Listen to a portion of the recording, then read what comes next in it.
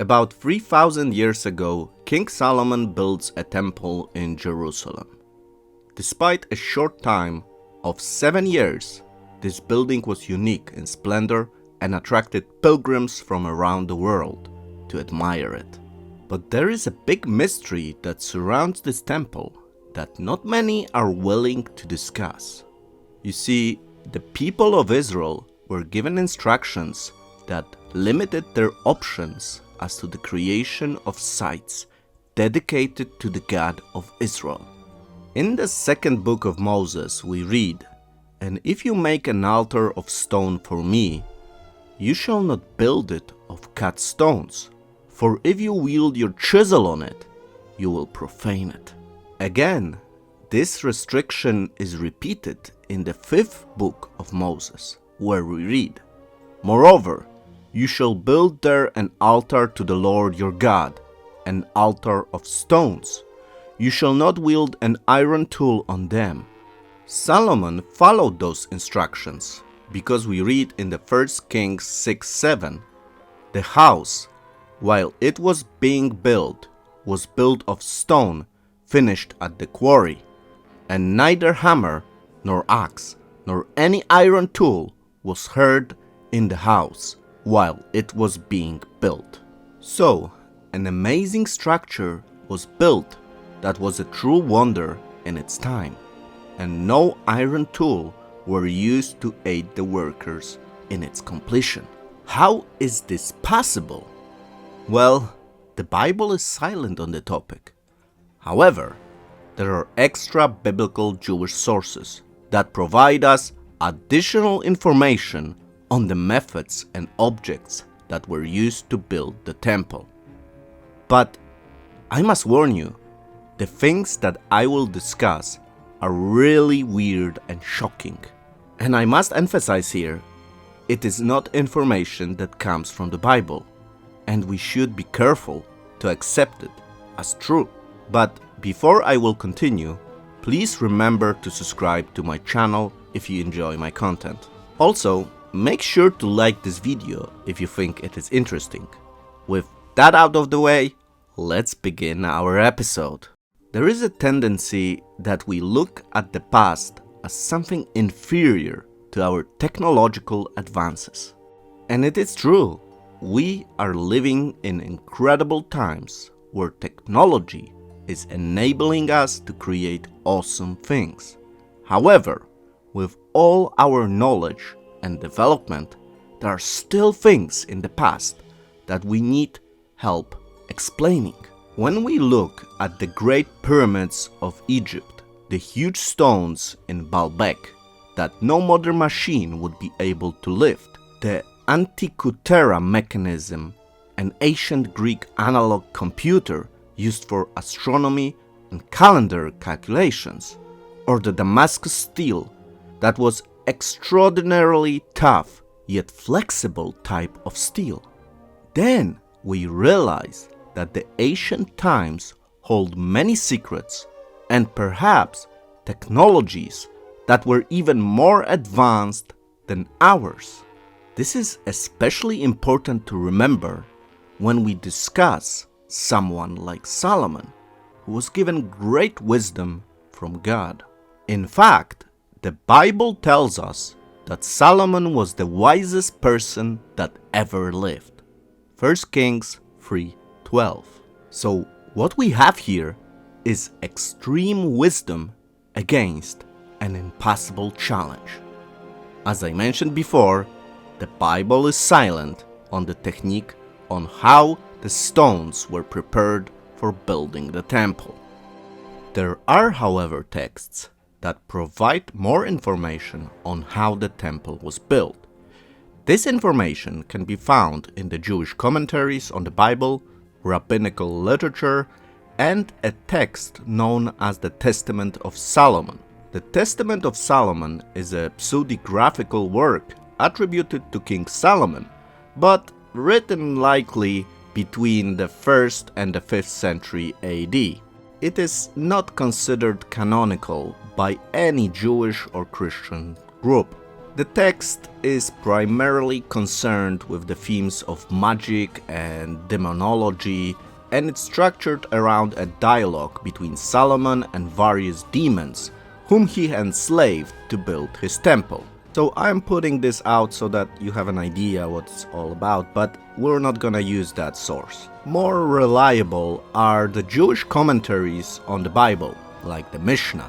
In the book Pikrei Avot, we read of 10 wonders created on the eve of Shabbat. Here is the English translation of the Hebrew text. 10 things were created on the eve of Shabbat at twilight, and these are the mouth of the earth, the mouth of the well, the mouth of the donkey, the rainbow, the manna, the staff of Moses, the shamir, the letters, the writings, and the tablets. The object that really interests us is number 7, shamir. The word shamir is found only 2 times in the Bible. First, in the book of Jeremiah, chapter 17, verse 1, we read, "The sin of Judah is written with a pen of iron, and with the point of a diamond. It is graven upon the table of their heart, and upon the horns of your altars." Here you can see the Hebrew text with the English. Shamir is translated as corundum, meaning crystalline form of aluminium oxide, typically containing traces of iron, titanium, vanadium, and chromium. In the New American Bible and the New King James, it is simply translated as diamond. The second instance where we find the word shamir in the Bible is Isaiah 5:6. Here is the text. "And I will lay it waste. It shall not be pruned nor digged, but there shall come up briars and thorns.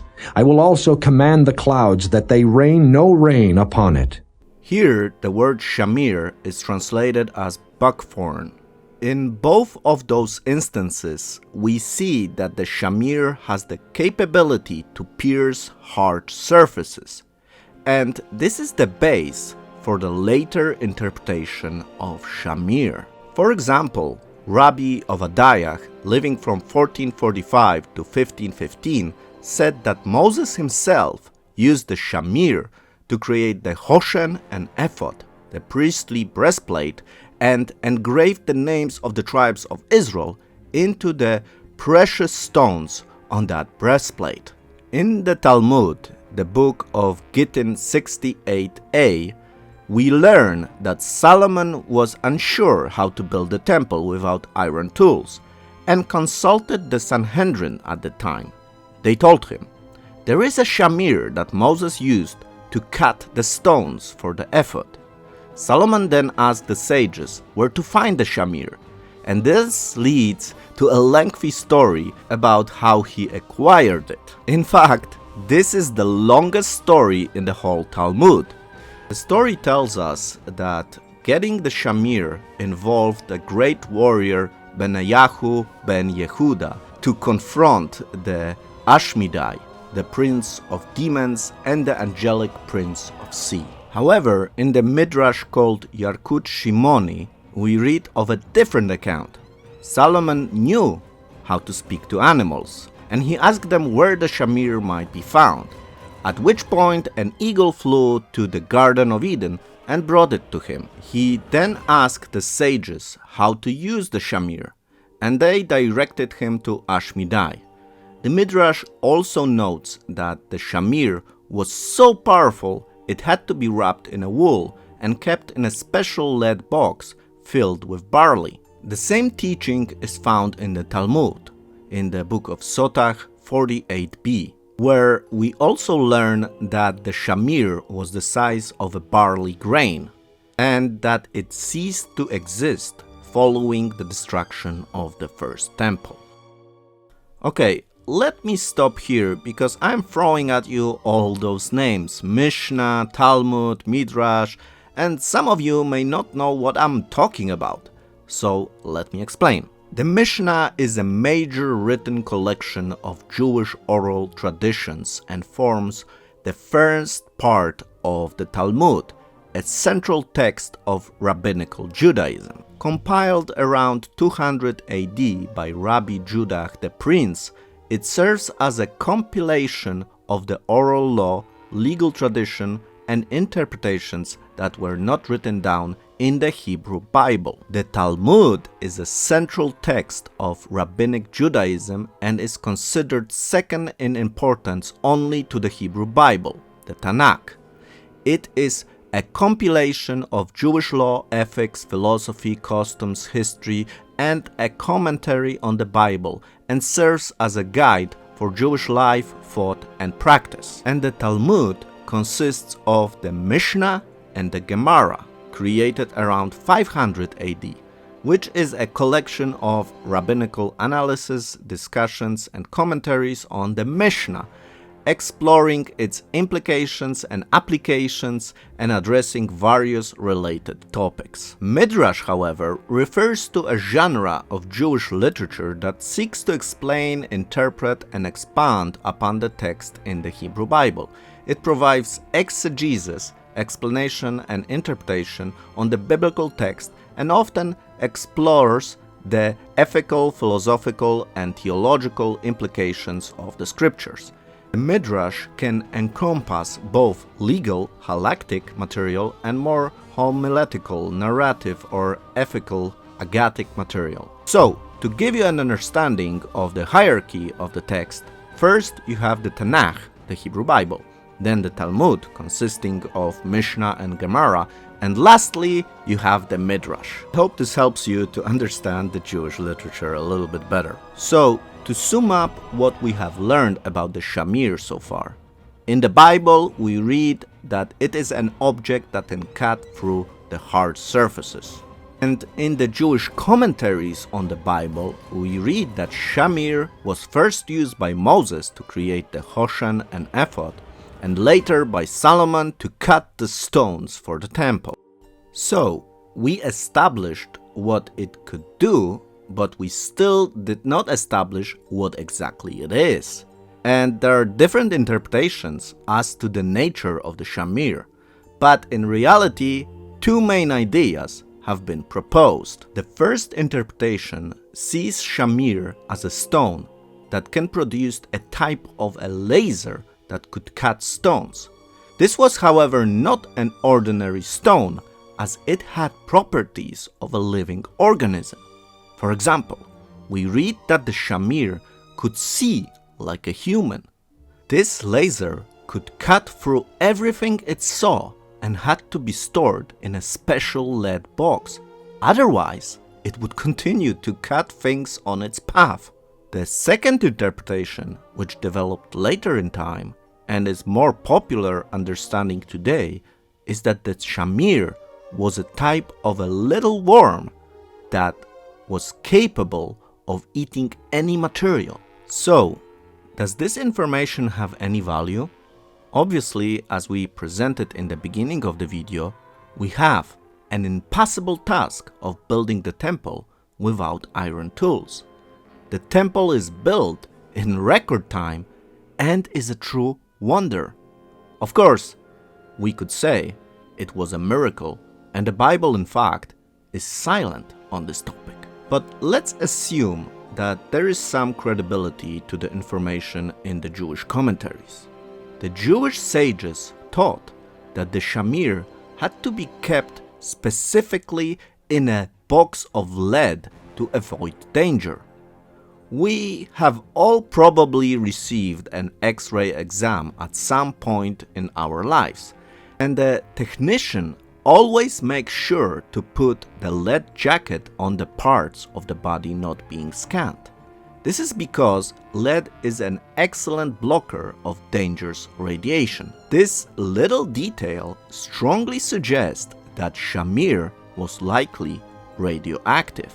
Perhaps it used some kind of high-energy radiation to cut through stone. In fact, today we have nuclear-pumped lasers which use radioactive uranium fragments to create ultra-powerful light rays. And though such lasers are not commercially available at the moment, they have been proposed for use in manufacturing for precision deep cutting and welding. Interestingly, renowned Jewish physicists Edward Teller, often called the father of hydrogen bomb, proposed using such nuclear pump lasers in a space defense system that would shoot down enemy nuclear missiles. His project, Excalibur, was soon scalped and never realized. And then there's the Liforedo. In 2019, scientists in the Philippines discovered a new species of shipworm named Liforedo. Unlike other shipworms which eat and bore into wood, the Liforedo eats and bores into limestone. They have special tiny teeth to grind away rock. Here is a worm that is actually able to eat through stone, and quite precisely too.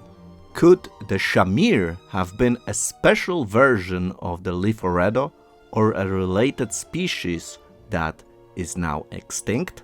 There is another tiny organism on the planet that is bizarrely able to withstand incredible conditions, including deadly radiation, dehydrations, and even freezing vacuum of outer space. This organism is the tardigrade, also known as water bear, the hardest creature on the planet.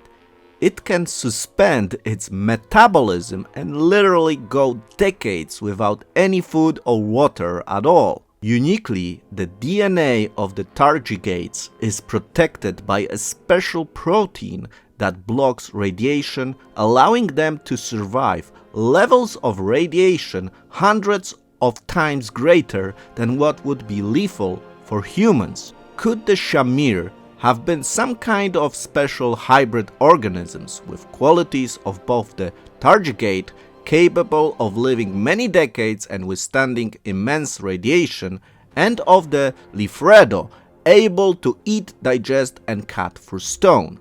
Did the shamir contain radioactive material in its body, or generate something laser-like?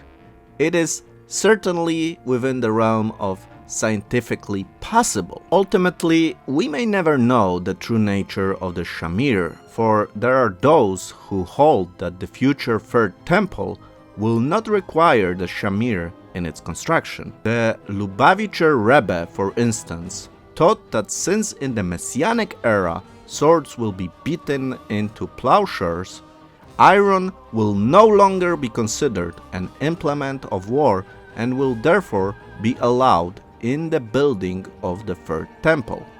Others hold that the third temple will not require building at all and will descend fully formed from the heavens. Thank you for your attention. This was a different type of an episode where I went more in depth into the Jewish sources and not just the Bible. Please let me know if such content is interesting for you, where I discuss the teachings of the Jewish sages. Also, please don't forget to like the video, subscribe to the channel, and hit that bell button to be notified of new episodes. Also, if you think that my work is helpful, please consider supporting the channel. I would like the channel to be self-sufficient and not worry about YouTube's algorithms. Your personal support allows me to focus more on the things that are important and not worry that YouTube will push it out through the algorithm. Thank you again to all who have already supported the channel. You are great. Have a wonderful day and shalom.